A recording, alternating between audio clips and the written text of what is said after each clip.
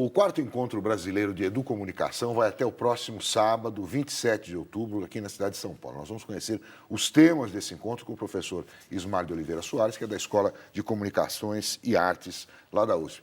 Tudo bem, professor? Tudo bem. Como é que vai ser esse quarto encontro? Quer dizer, eu queria que você falasse um pouquinho também sobre educomunicação de uma maneira geral. Quer dizer, a matéria vem crescendo dentro da própria Universidade de São Paulo e no país inteiro, né, professor? O que vocês planejaram para o encontro? Então, esse encontro tem uma importância muito especial porque, na verdade, nós não convidamos os especialistas, porém abrimos espaço para quem quisesse se inscrever. Tá. Recebemos mais ou menos 100 propostas de papers para serem apresentados. Durante o encontro?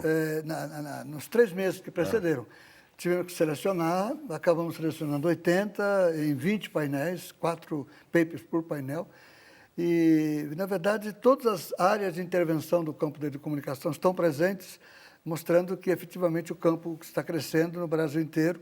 Nós temos especialistas que vêm de Rondônia, que vêm de Manaus, de Belém, dos estados do sul do país, especialmente São Paulo, claro. E muita juventude envolvida.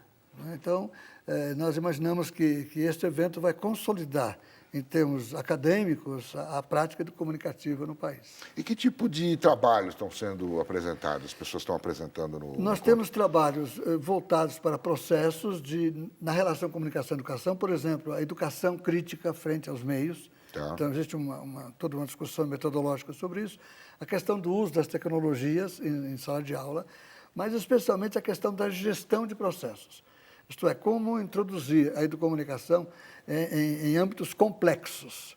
Uma rede de ensino, por exemplo. Tá. Não é porque a ONG trabalha num espaço limitado em que é possível ter controle dos processos, mas dentro de uma escola ou de uma rede, isso se torna muito difícil. E como a educomunicação é um paradigma que tem relativamente questões e propostas que a diferenciam da educação tradicional ou da comunicação tradicional, portanto, não é hegemônica, é uma alternativa, existe uma dificuldade dos sistemas mais rígidos, como as redes públicas ou mais de educação, tradicionais, vamos dizer assim, com um pensamento mais tradicional.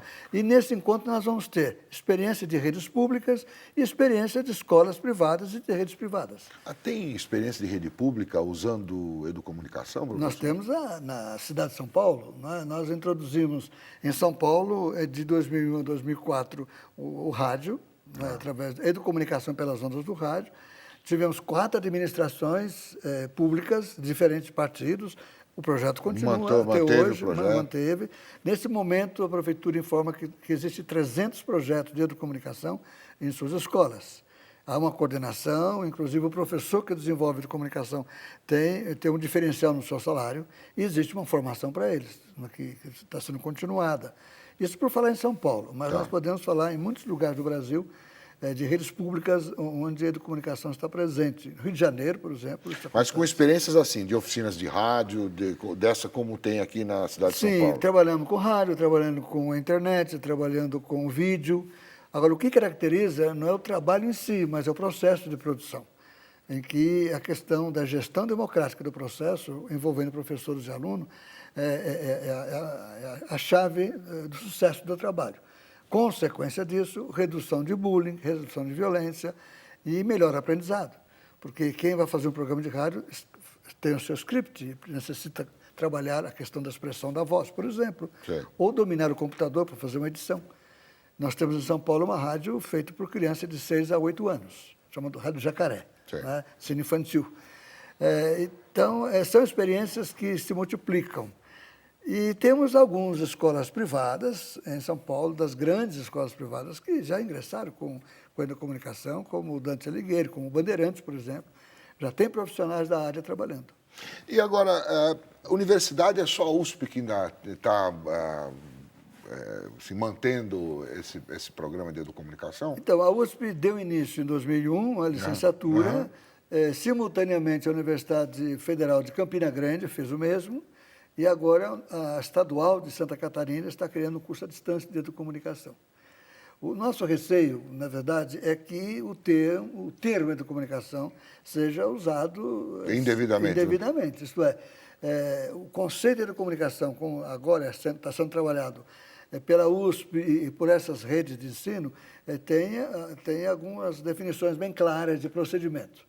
Né? Então, trabalhando com as tecnologias, mas não é a tecnologia que nos encanta, são os processos. Ele trabalha com a comunicação, mas não é só comunicação. Não é só tecnologia. Né? É a questão de dar voz à juventude, de permitir que eles criem projetos de visão de mundo e que façam suas utopias de transformação social, por exemplo, e garantir isso como algo legítimo. Nesse momento, por exemplo, o próprio governo federal, que tem um programa chamado Mais Educação, está se perguntando. O Mais Educação vai atingir agora 45 mil escolas. E a questão é possível formar aquele professor comunitário que está na escola para que ele seja um educomunicador? É uma pergunta que o governo está nos fazendo. Então, isso está significando que realmente o interesse sobre o conceito chegou à área pública, à área privada, está chegando à mídia também, alguns canais de rádio e televisão estão preocupados com isso. E, ao mesmo tempo, a academia pesquisando. Nós estamos com 95 teses já produzidas de 2000 a 2012. 95 teses. Em todo o país. Né? Teses e dissertações, 40 das quais na própria USP. Quer dizer, dissertação de mestrado e tese de doutoramento. Tese de doutoramento. Quer dizer, isso significa que a academia está acompanhando e as pesquisas alimentam a prática e vice-versa. Quais são os temas, assim, diz para a gente os temas dessas teses, só para a gente ter uma ideia do que se pesquisa hoje. Boa parte das teses estão preocupadas com a presença das novas tecnologias e das possibilidades que essas tecnologias abrem. Ou não. Ou não. Ou tem não. Isso, né? Sim, ou não.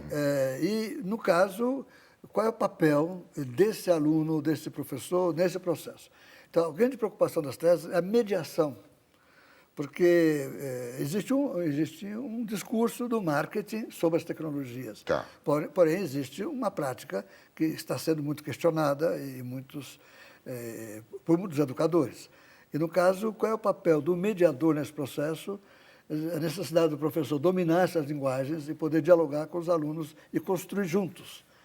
Não é? Na verdade, existe aqui até uma imagem que vem nos Estados Unidos da geração NET, Net Generation, e os boomers. Há uma aliança nos Estados Unidos, por exemplo, entre os velhos de seus 60, 70, 75 anos, que foram criadores de muitas coisas, e a juventude que está chegando. E no meio existe um vazio, a chamada geração X, indecisa. Não é? Então, a união do velho e do novo é que tem propiciado uma revolução. A revolução não é exatamente um termo correto, ter muitos amigos na internet, não. É como usá-la a partir de projetos que se tenha para o mundo, para a sociedade, para a terra, para a água, para o ar que respiramos. Mas aí também tem um outro lado disso que vê, como o senhor falou, né? O cara que faz computador, ele quer vender computador. Então, para ele, o melhor é que se distribua a tecnologia, que se use computadores, enfim, laptops, tablets, em todas as escolas, porque aí você vai ter um mercado fantástico. Sim. E tem aqueles outros que resistem a isso, dizendo que isso provoca um salto na evolução do conhecimento do jovem e tal. Então, nesse meio é que vocês trabalham. Trabalhamos. E quando o governo lançou, por exemplo, o projeto Um Computador por Aluno, nós fizemos uma pergunta ao governo. Por que, em vez de dar um computador por aluno, reforçando a ideia da propriedade privada sobre um objeto que facilmente é roubado, quebrado e ninguém vai consertar, por que não criar estúdios de multimeios nas escolas, facilitando um uso coletivo desses estúdios? Com a mesma verba se poderia fazer isso. O grande problema, na verdade, é formar pessoas, professores, para cuidar desse estúdio. Já cuidar de um computador é mais fácil. Não é? Sim, entendi. Ter um estúdio ali teria que ter uma infraestrutura maior. Infraestrutura e também formação para isso, né?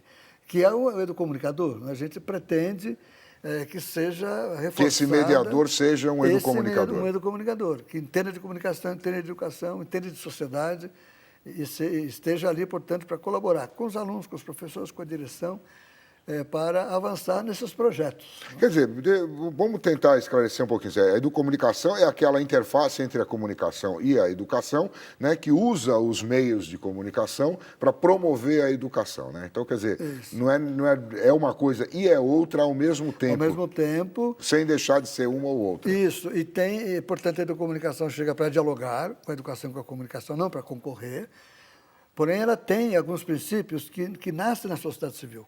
Então, o que nós aprendemos com o movimento social dos anos 60, 70, 80, com as ONGs, né? Então, nós sistematizamos e oferecemos às redes para dizer, olha, se isso deu certo lá, por que não pode dar certo aqui? Né? Se isso avança o protagonismo juvenil na sociedade civil, por que não, isso também não pode ajudar a melhorar a qualidade da educação dentro da rigidez dos sistemas formais?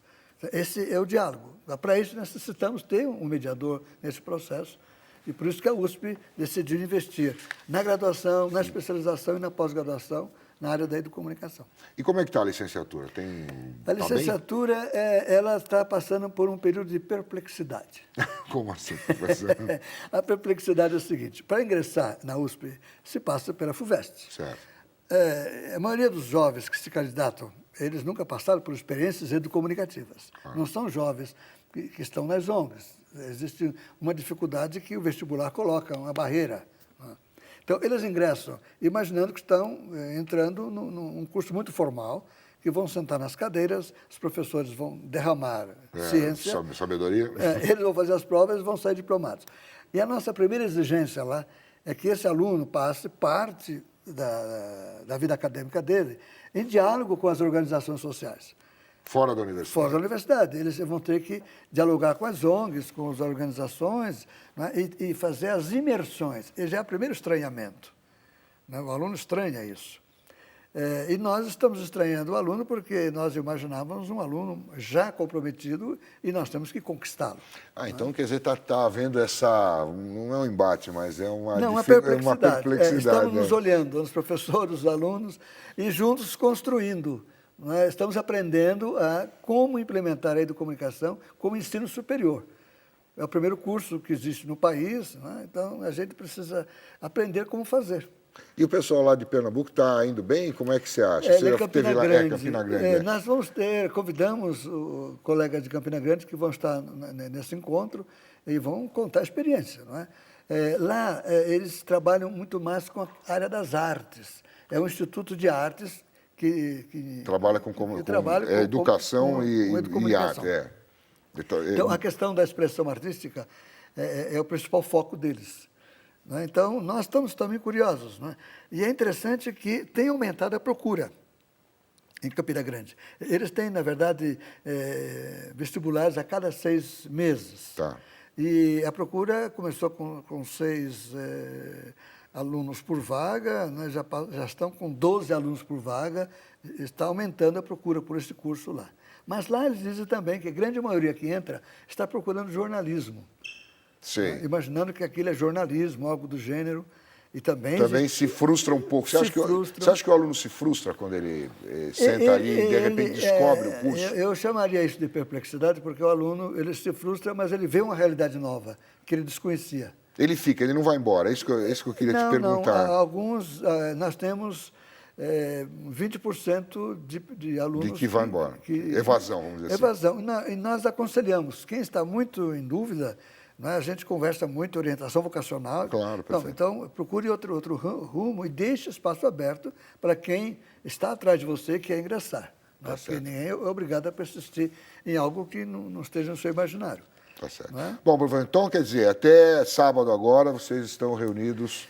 Onde é que vai ser lá? Só para dar o serviço aqui. No prédio das Paulinas, na Vila Mariana. Ele está entre a estação Vila Mariana e a estação Ana Rosa. E a melhor forma é indicar o site. É isso, né? O site a pessoa vai lá, né? No CCA.